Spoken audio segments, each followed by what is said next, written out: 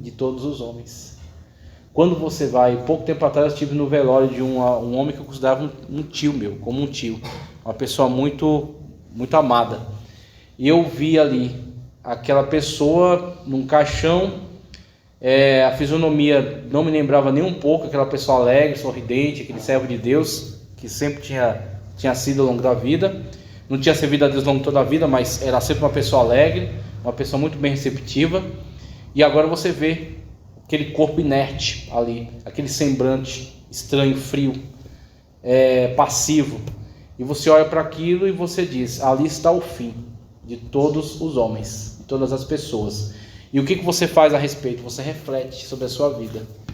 Pessoas que você precisa perdoar, pessoas que você precisa pedir perdão, assuntos que você tem que resolver, aquilo que você tem que fazer, antes que chegue o seu momento, que o seu relógio chegue ao fim, tá certo? Então, quando a gente olha para isso, a escatologia também é isso. A escatologia também é um despertamento com relação à realidade, tá certo? Deus é eterno, nós não.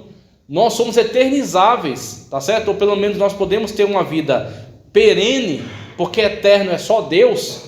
Nós podemos ter uma vida que prossegue continuamente devido à graça dele sobre a nossa vida, mas vai chegar um momento que nossa vida aqui acaba. Então nós temos que estar alerta com relação a Cristo, a quando Cristo vai nos buscar, a quando Cristo vai raiar nas nuvens, mas também com relação ao nosso momento, ao fim dos nossos dias, ao fim da nossa jornada, da nossa etapa. Então nós precisamos estar constantemente alertas em relação a esse tema. Esse tema é fundamental, porque é um tema que diz respeito a todos nós, ninguém escapa, tá certo? Todos estão dentro desse âmbito. Quando a gente olha para isso, a gente não tem como não falar dentro dessa a questão da mortalidade, e a mortalidade só faz parte da humanidade. Por quê? Porque o ser humano, na sua origem, no nosso ascendente, Adão, que deu, a partir dele veio toda a humanidade, no Éden, fez uma péssima escolha, fez uma má escolha, foi induzido a fazer essa má escolha. Eva estabelece um diálogo com a serpente estava sendo usada ali pelo maligno, o maligno se aproxima dela por meio daquele animal, por meio daquele ser. Então o inimigo, ele não tem nenhum tipo de escrúpulo em se aproximar de nós pelo meio que seja. O inimigo, e para mim isso fica muito claro, inclusive preguei pouco tempo atrás acerca disso, que o inimigo ele busca uma comunicação conosco, por qualquer meio.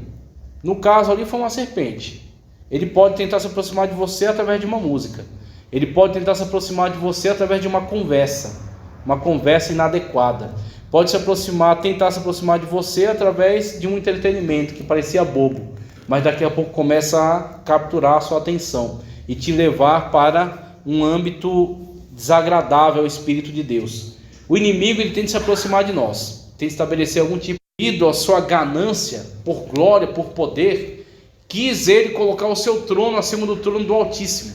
Mas como Jesus Cristo diz no Evangelho: eu vi Satanás cair do céu como um raio. Tem gente que diz assim, ele é um anjo que caiu do céu. Já viu alguém dizer isso? Ele é como um anjo que caiu do céu. Sabe o que está dizendo? Que essa pessoa é um demônio. Porque quem cai do céu é Satanás. Quem caiu do céu foram a terça parte das estrelas do céu, que o dragão arrastou com a sua cauda, como diz em Apocalipse. E este é Satanás e os seus anjos, esse que caíram do céu. Aquele que está de acordo com a presença de Deus não cai do céu, ele desce do céu e vem até nós, como os anjos do Senhor que acampam ao nosso redor, que acampam ao redor daquele que os teme e os livra. Eles são enviados pelo Senhor e vêm até estar juntamente conosco, como disse um anjo em Apocalipse, disse a João: eu sou o vosso conservo, eu sirvo com você, junto a você sirvo a Deus. Então ambos estamos servindo a Deus, nós e os anjos que o Senhor acampa ao nosso redor. Então no Éden o inimigo conseguiu enganar, prometeu a Eva, tá certo? E Eva conseguiu também atrair Adão para a mesma promessa. Qual foi? Divindade. Por quê? Participando da árvore da vida, eles já teriam eternidade, eles já teriam perenidade de vida. A árvore que era a vida, tá certo? Que proporcionaria vida. Mas a serpente diz: se você comer desse fruto, não morrerás. Contrariou a palavra de Deus flagrantemente. Deus disse: morrerás. A serpente disse: não morrerás. Serás como Deus. Aí despertou a curiosidade. Será que Deus está escondendo algo de mim? Será que existe alguma coisa, alguma vantagem, algum privilégio que eu possa obter disso aqui e que Deus queria me privar disso? Então essa curiosidade, esse desejo despertado agora, essa concupiscência levou-os a desobedecer. E é da mesma maneira como Satanás trabalha na atualidade. Você tem tudo que você precisa em Cristo. Você não precisa de mais nada.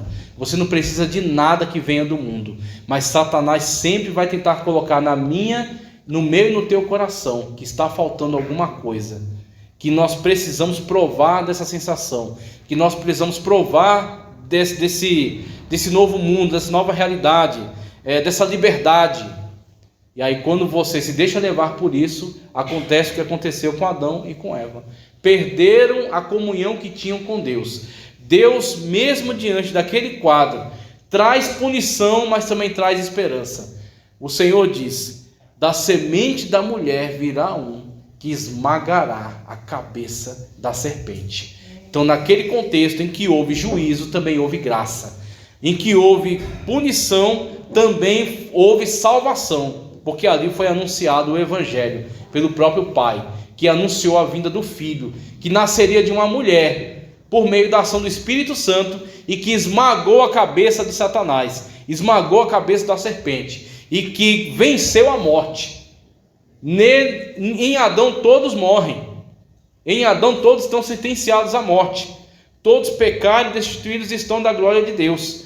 Em Adão todos nós morremos, mas no segundo Adão todos nós seremos ressuscitados, em Cristo Jesus, o segundo Adão, aquele que veio por meio da mulher, mas pela ação do Espírito Santo de Deus, que veio como um homem, mas sem pecado, que viveu nessa terra e não pecou, e foi até a cruz morrer não pelo pecado dele, mas pelo meu e pelo teu. Morreu pelo nosso pecado, fez expiação diante de Deus com seu próprio sangue e garantiu para nós entrada nas moradas celestiais. Isso chama-se ter esperança. Nós temos a bendita esperança por causa de Cristo Jesus. E aqui, nesse texto, claro que eu não vou ler nenhum desses textos aqui, que o tempo já está indo embora, mas a gente traz conteúdo da declaração de fé, falando sobre a origem do pecado. O pecado, a origem dele não é no Éden, o pecado, a origem dele é no ato por meio do qual este ser que estava em ambiente, regiões celestiais, ele desobedece a Deus. Só que ele entra no mundo por meio do homem e da mulher que se deixaram enganar. Por isso que Cristo fala: guarda o que tens, para que ninguém tome a tua coroa. Então, quando nós olhamos para essa palavra, nós, e mesmo não tendo acesso, ele não quer que você tenha. Mesmo ele não tendo para ele não quer que você tenha para você. Então, constantemente ele vai cirandar, constantemente ele vai cercar. Cristo disse: o diabo anda em derredor como um leão, buscando a quem possa tragar.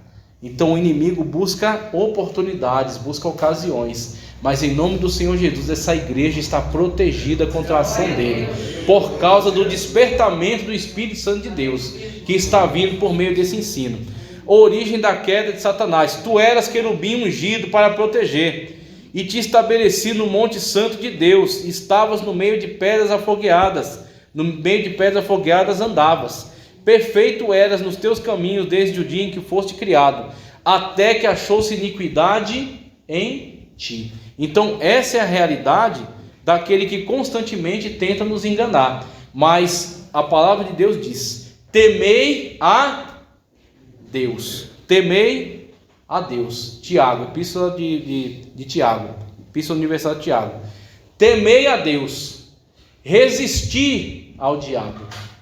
Então é isso que a igreja está aprendendo nessa noite: resistir às tentações, resistir à sedução, resistir à voz que muitas das vezes tenta falar com o teu coração, uma voz que tenta trazer dúvida, uma voz que tenta trazer desânimo, uma voz que tenta trazer revolta.